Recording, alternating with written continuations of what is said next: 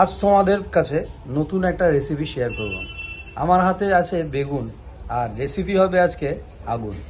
তো কি করব, এই যে ছোট ছোট বেগুনগুলো আছে এগুলো সবার প্রথমে কেটে নেবো আমরা।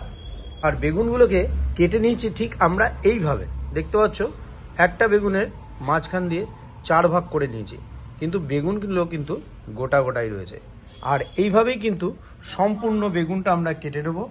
তো বন্ধুরা, এখানে দেখতে পাচ্ছ বেগুনগুলো কাটা হয়ে গেছে আর ধোয়াও হয়ে গেছে। এর মধ্যে দিয়ে দেবো আমরা নুন, সুন্দর করে একটু নুন দিয়ে দেবো, সুন্দর করে ঝাঁকিয়ে ঝাঁকিয়ে নুনগুলোকে আমরা মাখিয়ে দেবো। মাখানো হয়ে গেছে, এবার কড়াইতে আমরা দিয়ে দেবো সাদা তেল বেগুনগুলো ভাজার জন্য। তেলটা গরম হওয়া পর্যন্ত একটু অপেক্ষা করব। তো বন্ধুরা, বেগুনে কিন্তু শুধু নুন দিলে হবে না, সাথে একটু চিনিও দিতে হবে। আর চিনিটা দিলে কিন্তু একটা এক্সট্রা একটা সুন্দর একটা টেস্ট আসবে। চিনিটা দিয়ে আরেকবার একটু ঝাঁকিয়ে নিলাম আমরা 10-15, এটাকে রেখে দেওয়ার পর তারপরে কিন্তু আমরা এর মধ্যে একটা সুন্দর টিপ দিলাম। এই টিপটা হচ্ছে কি, এখানে ছড়িয়ে দেবো একটুখানি ময়দা। আর এই ময়দাটা ছড়ানো তার কারণ হচ্ছে একটাই, জিনিসটা বেশ ক্রিস্পি হবে আর বেগুনটা তেলও কিন্তু কম লাগে। দিয়ে আরেকবার একটুখানি সুন্দর করে নাড়িয়ে ঝাঁকিয়ে সুন্দর করে বেগুনের গায়ে মাখিয়ে নেবো ময়দাগুলোকে। তেল কিন্তু আমাদের গরম হয়ে গেছে আর তেলের মধ্যে এবার একটা একটা করে আমরা ছেড়ে ভাজবো। চলো ভাজা যাক। তেল গরম হয়ে গেছে, গোটা গোটা বেগুন এরকম করে আমরা একদম সাদা তেলে ভেজে তুলে নেবো। বন্ধুরা দেখতে পাচ্ছি এখানে কিন্তু বেগুন কিন্তু মোটামুটি সুন্দর করে একদম ভাজা হয়ে গেছে, কড়া কড়া ভাজা। আর এখানেও সব আগে থেকেই ভেজে রেখে দিয়েছি।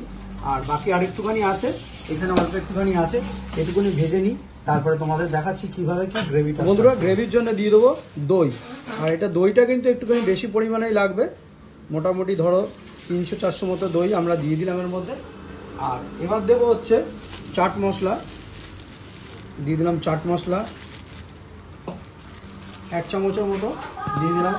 এবার দেবো হচ্ছে বিট নুন, সামান্য বিট নুন দিয়ে দিলাম, যেহেতু আমরা বেগুনে নুন দিয়েই ভেজেছি, সামান্য বিট নুন দিয়ে দিলাম। আর এবার দেবো সবার শেষে চিনি দিয়ে দিলাম, একটু চিনি, ব্যাস। এবার এটাকে আমরা একটু মিক্সিতে ঢাকা দিয়ে মিক্সি, দইটা ফ্যাটানো হয়ে গেছে, ফ্যাটানো দইটা দিয়ে দেবো আমরা আমাদের ভেজে রাখা বেগুনের উপর থেকে। আর এটা কাঁচাই দেবো, কেননা এটা যদি তোমরা কড়াইতে গরম করতে যাও তখন দেখবে দইটা ছানা কেটে যায়। জাস্ট এইভাবে দিয়ে দিলাম। আর এদিকে আমরা ফোড়ন, এখানে দেখতে পাচ্ছ আদাটাকে আমরা ভালো করে গ্রেট করে নিয়েছি।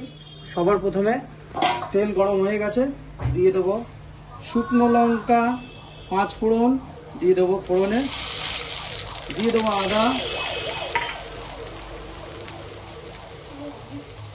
দিয়ে দেবো কসুরি মেথি, দিয়ে একটু হালকা করে নাড়িয়ে নেবো।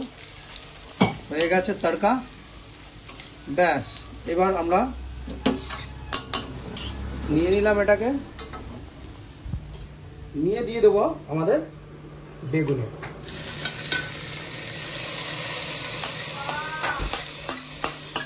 আর একটা স্ট্রং ফ্লেভার, দারুণ একটা ফ্লেভার কিন্তু বেরিয়েছে, একদম দুর্ধর্ষ হয়ে গেছে, রেডি হয়ে গেল দেখতে পাচ্ছ। আর ওপর দিয়ে কিছু কাঁচা লঙ্কা চিড়ে রেখেছিলাম, সেগুলোকে আমরা এইভাবে ছড়িয়ে দিলাম, দিয়ে কিন্তু আজকের রেসিপিটা একদম রেডি করে নিলাম। খেতে কিন্তু অসাধারণ হবে, একবার আমার কথা মতো এটাকে বানাও, দুর্ধর্ষ লাগবে। আর ওপর দিয়ে হালকা করে আমরা একটুখানি লাল লঙ্কা জাস্ট ছিটিয়ে দেবো গার্নিশ করার জন্য। তো হালকা করে লাল লঙ্কা গার্নিশ করার জন্য দিয়ে দিচ্ছি, দেখতে যাতে সুন্দর হয় আরও। আর দারুণ, সত্যি এত সুন্দর গন্ধটা বেরিয়েছে না, অসাধারণ। তো তাও হয়ে গেল। হালকা একটুখানি ঘিয়ের ছোঁয়া দেবো, সামান্য একটুখানি ঘি নিয়ে নিলাম, নিয়ে হালকা করে দিয়ে দিলাম, দিয়ে কিন্তু একদম রেসিপিটা রেডি হয়ে গেল। কেমন লাগলো অবশ্যই কিন্তু কমেন্ট করো। আর যারা কিন্তু বাড়িতে বানাতে চাও অবশ্যই বানিয়ে কিন্তু কমেন্ট করো যে কেমন হয়েছিল। একবারে একটা কথা দিলাম, গ্যারান্টি দিলাম, একদম আঙুল চাটবে। আর পুরো স্টিম রাইসে খাবে, মারাত্মক লাগবে। তো বন্ধুরা, আজকের আউট্রো ভিডিও কোনোদিন আমি দিই না, আজ আউট্রো ভিডিও দিলাম। আজকে এই গুরুদশার অবস্থায় আমি আজকে এই ভিডিওটাকে আপলোড করলাম। পুরোটাই কিন্তু আমার মার স্মৃতি জড়িত একটা ভিডিও, যার মধ্যে মার আর্তনাদ রয়েছে। সেই আর্তনাদটাই আমার বিশাল বড় একটা সম্বল। তোমরা পাশে থেকো, সাথে থেকো, আমার মাকে আশীর্বাদ করো যেন যেখানে থাকে ভালো থাকে, সুখে থাকে।